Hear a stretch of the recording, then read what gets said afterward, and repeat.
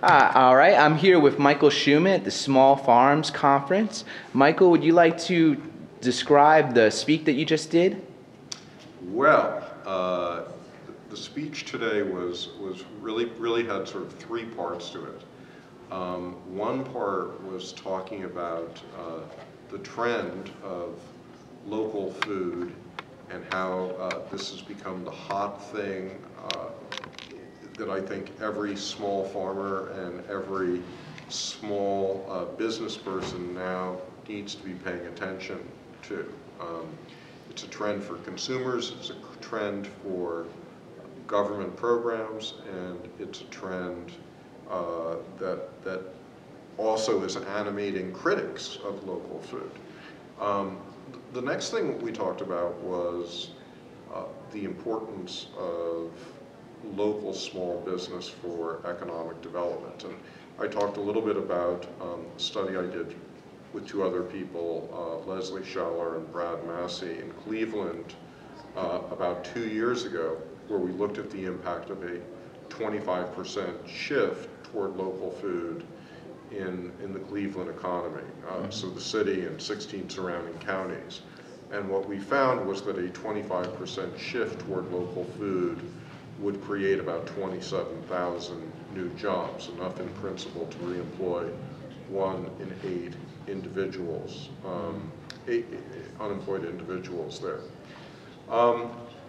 The bulk of the talk was then saying, okay, if we want all these benefits, how do we, what are the biggest obstacles to achieving them? And I have come to the conclusion, after many years of working on local economy issues, that the biggest issue is capital, that we need to somehow figure out how to channel our short-term savings in banks and credit unions and our long-term savings in pension funds, mutual funds, insurance funds into local small business.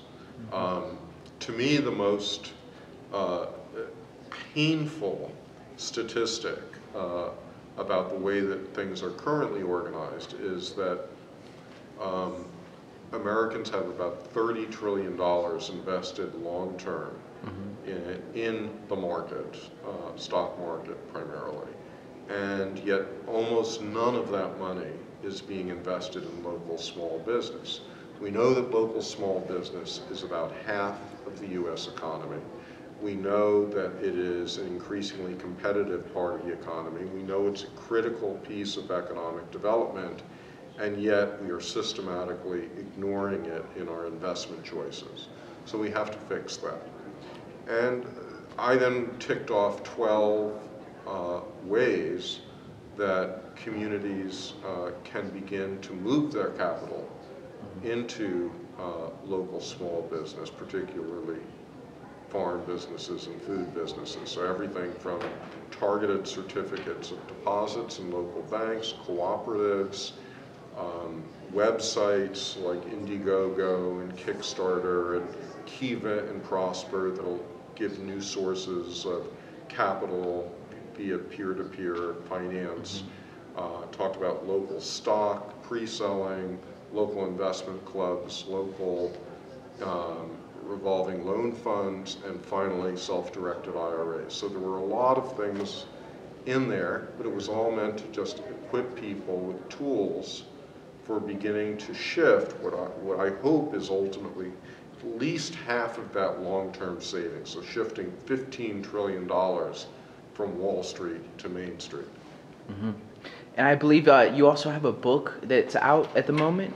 Would you like to describe that book? Right, so that is the subtitle of the book. The book is called Local Dollars, Local Cents, and then the subtitle is How to Shift Your Money from Wall Street to Main Street and Achieve Real Prosperity. So the book is all about local investment, and what I've been doing actually, so the book came out in February, and I've just been running around the country doing talks and workshops to educate people on these local investment tools. That's awesome. Thank you very much, Michael, for doing a short YouTube with me, and I appreciate it. If anyone wants to check it out, is there a website that they can learn more about the book and what your philosophies and ideas about community investing? Well, there's a couple of websites right now that I'm on. I hesitate to put the next website that I'm going to relocate all my stuff in because it's still in development.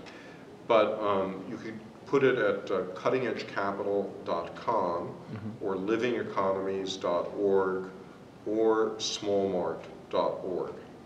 All right. Thank you very much, Michael. Appreciate it. My pleasure.